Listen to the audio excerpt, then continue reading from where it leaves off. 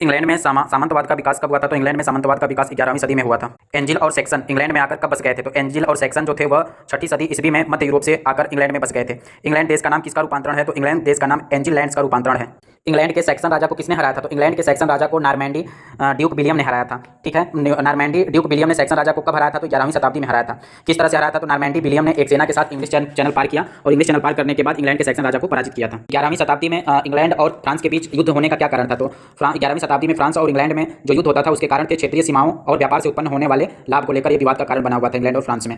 William प्रथम ने क्या क्या काम करवाया था? तो विलियम प्रथम ने भूमि की नाप करवाई थी और उसके नक्शे बनवाए थे और उन्होंने विलियम के साथ जो 180 नॉर्मन अभिजात जो आए थे उनको उन्होंने वो नक्शा सौंप दिया था और यही लॉर्ड जो थे वो राजा के प्रमुख काश्तकार बन गए थे जिनसे वह सैन्य सहायता की उम्मीद रखता था। इंग्लैंड में नाइटों के लिए एक चीज़ क्या देखने को मिलती है? तो इंग्लैंड में नाइट जो क्या करते थे कि वो लॉर्ड्स के लिए निजी युद्ध का उपयोग नहीं कर सकते थे, यानी कि नाइट जो थे उनको अपने पर्सनल युद्ध के लिए लॉर्ड उपयोग नहीं करा सकते थे क्योंकि इंग्लैंड में यह व्यवस्था नहीं थी, यहाँ पे प्रतिबंध लगाया गया था। लेकिन फ्रांस में देखने को मिलता है कि लॉर्ड्स नाइट को अपने निजी युद्ध में प्रयोग कर सकते थे।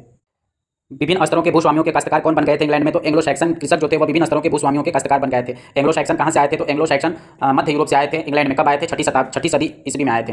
सामाजिक और आर्थिक संबंधों को प्रभावित करने वाले कारक कौन कौन से थे? पर्यावरण थे, भूमि का उपयोग था, नई कृषि प्रौद्योगिकी थी, सामाजिक और आर्थिक संबंधों में प्रभावित हो रहा था। जैसे प्रथम दोनों वर्ग के सदस्य ने सामाजिक व्यवस्था को स्थिर और अपरिवर्तित पाया था। पर्यावरण की बात करें तो इंग्लैंड में 5वीं से 10वीं सदी तक यूरोप का अधिकांश भाग विस्तृत वनों से घिरा हुआ था, अतः कृषि के लिए उपलब्ध भूमि सीमित थी। इसके साथ ही अपनी परिस्थितियों में असंतुष्ट कृषक अत्याचार से बचने के लिए वहां से भागकर वनों में शरण ले सकते थे। 5वीं से 6ठी सदी में यूरोप में तीव्र ठंड का दौर चल रहा। इससे क्या हुआ कि सर्दियां जो थी प्रचंड थी और लंबी अवधि की हो गई थी। इसके कारण फसलों का उपज काल छोटा और इसके कारण कृषि की पैदावार कम हो गई। बदलाव आता है 11वीं सदी में। 11वीं शताब्दी में यूरोप में एक गर्माहट का दौर शुरू हो गया था, औसत तापमान बढ़ गया जिससे कृषि पर अच्छा प्रभाव पड़ा। भूमि का उपयोग किस तरह से होता था? तो प्रारंभ में कृषि प्रौद्योगिकी बहुत आदिम किस्म की थी। उस समय भूमि को प्राय 4 वर्ष में एक बार हाथ से खोदा जाता था और उस पर अत्यधिक मानव श्रम की आवश्यकता होती थी। फसल चक्र में होता था कि भूमि को 2 भागों में बांट दिया जाता था। एक भाग में शरद ऋतु में सर्दी का गेहूं बोया जाता था जबकि दूसरी भाग में परती या खाली रखा जाता था। अगले वर्ष परती भूमि पर राई बोई जाती थी जबकि दूसरा आधा भाग खाली रखा जाता था। लॉर्ड जो था अपनी आय को अधिकतम बनाने के लिए उत्सुक रहता था। इसके चलते कृषकों को मैनरों की जागीर की समस्त भूमि को कृषिगत बनाने के लिए बाध्य होना पड़ा। इसलिए जो कृषक थे वो विरोध नहीं कर रहे थे, तो इसलिए खुलकर विरोध नहीं कर रहे थे लेकिन निष्क्रिय प्रतिरोध का सहारा ले रहे थे। इसके चलते किसान जो थे वो अपने खेतों पर कृषि करने लगे, अधिक समय वहां पर देने लगे और बेकार से बचने लगे थे। इन चारागाहों और वन भूमि के कारण लॉर्डों का किसानों के साथ विवाद होने लगा। लॉर्ड इस भूमि को अपना व्यक्तिगत समझते थे जबकि कृषक इसको संपूर्ण समुदाय द्वारा उपयोग की जाने वाली साझा संपदा मानते थे। कृषि प्रौद्योगिकी का विकास। नई कृषि प्रौद्योगिकी का विकास कब देखने को मिलता है? तो 11वीं शताब्दी में देखने को मिलता है। जो पहले लकड़ी का प्रयोग होता था वहां पे लोहे के हल का प्रयोग होने लगा था।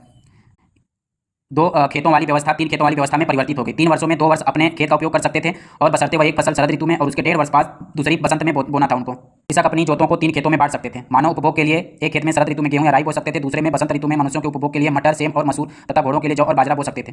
तीसरा खेत प्रति रखा जाता था। प्रत्येक वर्ष ये तीनों खेत का प्रयोग बदल बदल कर सकते थे। 20वीं शताब्दी में एक कृषक के खेत का औसत आकार 100 एकड़ से घटकर 20 से 30 एकड़ रह गया। छोटी जोतों पर अधिक कुशलता से कृषि की जा सकती थी, उनके कम श्रम की आवश्यकता पड़ती थी। वो 3 चक्रीय व्यवस्था में अपनाया गया। कब? 11वीं शताब्दी में। 1270 और 1320 के बीच कृषि मूल्य दोगुने हो गए थे।